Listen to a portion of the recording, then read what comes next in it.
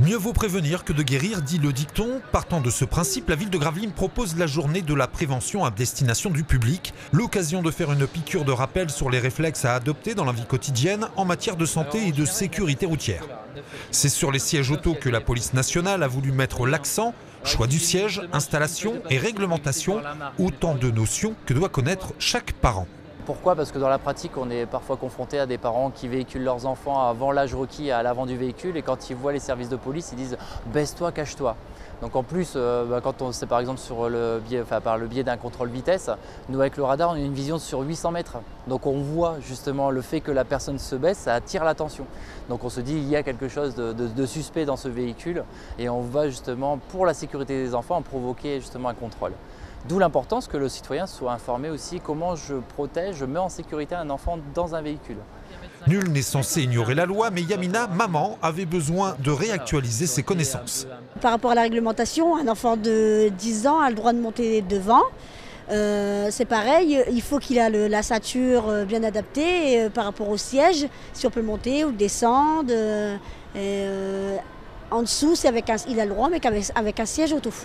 3000 personnes décèdent chaque année en France d'un accident de la route, mais la maison peut être tout aussi meurtrière. 8000 accidents domestiques ont lieu dans l'Hexagone. Une bonne raison de prêter attention aux prises électriques, objets tranchants ou le contenu de certains placards. C'est du chlore en fait.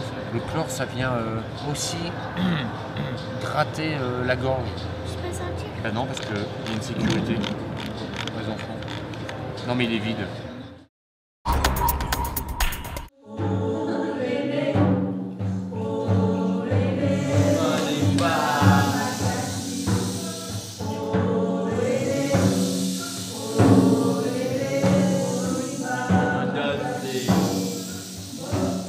La musique comme support de dialogue, c'est le pari sur lequel mise l'association Écoute ton cœur en proposant une fois par mois un atelier musicothérapie aux enfants autistes de la région. Au 2e étage de l'espace ressources autisme à Gravelines, Tim, Joséphine et Nathan apprennent à communiquer les uns avec les autres à travers la musique. Allez, et on fait j'ai malade, j'ai malade, j'ai malade, j'ai malade, j'ai malade, qui est là? J'ai malade, j'ai malade, j'ai malade, j'ai malade, j'ai malade, qui est là? Qui est là? Joséphine, Joséphine, bonjour Joséphine, bonjour Joséphine. Cet atelier m'explique que la musique est composée de beaucoup d'activités et que aussi on fait des jeux. Et on se présente aussi en disant bonjour tambour et aussi au revoir le tambour. Un atelier d'échange, de partage où l'écoute prend alors tout son sens.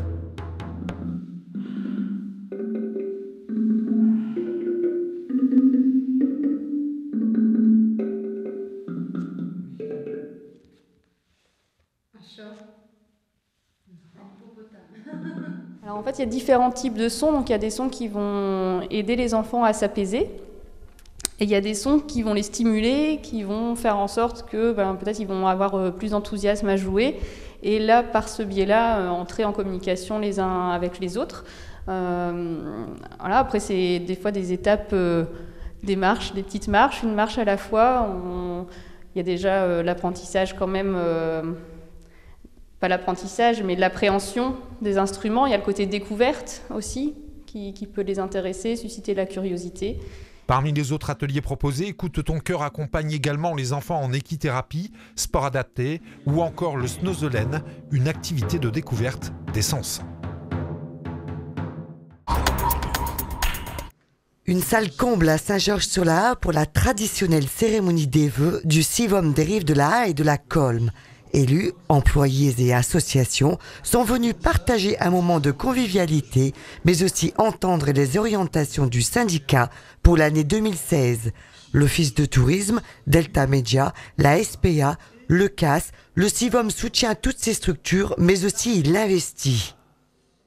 Le parc de la réalisation du 2e bassin, le choix d'opérateurs en termes de gestion des activités touristiques, et aussi l'accueil d'hébergement, le choix d'opérateurs en termes d'hébergement, la réalisation du presbytère de Brouckère, projet qui tient aussi à cœur Madame le maire de Brouckère, la poursuite de la rénovation des églises du Civom, nous avons fait Vulverdingue en 2015, Sur le plan patrimonial, nous avons rénové le moulin de Watt. Nous allons poursuivre nos efforts progressivement, comme je l'ai dit, sans augmenter la fiscalité. Ça, c'est un élément important. 200 000 nuitées sur l'année 2015, sur les rives de la et de la Colme, un chiffre qui pourrait en faire rêver plus d'un. Le tourisme, un secteur soutenu et en plein développement. Taxe de séjour quand même de 60 000 € environ chaque année qui est perçu par l'office de tourisme, donc des gens qui viennent sur le secteur, qui consomment, des Français, des Belges, des Anglais, car nous avons beaucoup d'événements au moment du carnaval, au moment du marché de Noël, au moment de la saison estivale.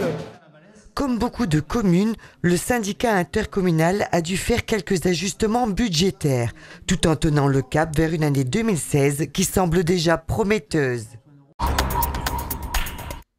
60 000 € de taxes de séjour perçues par l'Office de tourisme des rives de la Haye et de la Colme, un chiffre qui en dit long sur la fréquentation de notre territoire.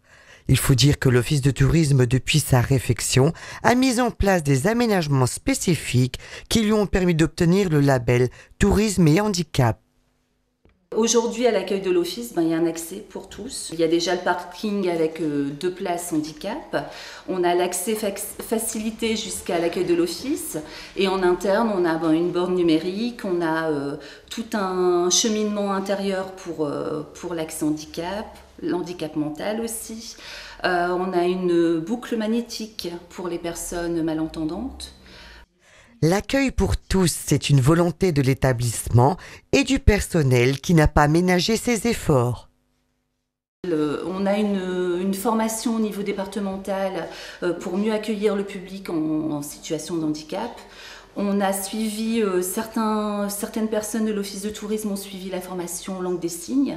Il y a eu différentes formations qui ont été mises en place pour le personnel. L'engagement de l'Office de tourisme envers les personnes en situation de handicap est récompensé. La marque est décrochée pour une durée de 5 ans. 91,58 sur 100, c'est la note du restaurant au retour d'Islande lors de son audit pour l'obtention du label qualité tourisme. Une distinction remise par la Chambre de commerce et d'industrie que l'établissement obtient pour la 2e fois, une récompense qui garantit à la clientèle des prestations et des services de qualité.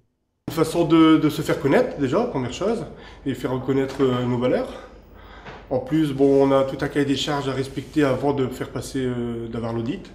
Donc il faut se remettre en cause sur tous les points, qui va de l'accueil téléphonique jusqu'à l'accueil quand les gens arrivent, les renseignements sur les plats, sur les vins, tout de A à Z, vraiment du départ, de l'arrivée jusqu'au départ des gens, quoi.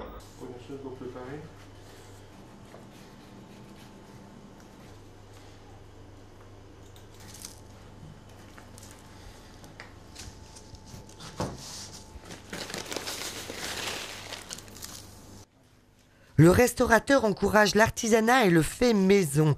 Il a aussi développé les circuits courts dans son commerce. Une charte qu'on demande qu'on prenne des produits locaux, le maximum, que ce soit des légumes, soit le poisson, la viande. Il faut faire vraiment un effort, même les boissons, comme là, je travaille avec la bière de Jeanlin, qui est une bière nordiste, pour faire travailler les bières belges. Eux, ils prennent pas notre bière. L'eau, c'est pareil, c'est l'eau Saint-Amand. Pourquoi prendre la Badois ou San Pellegrino?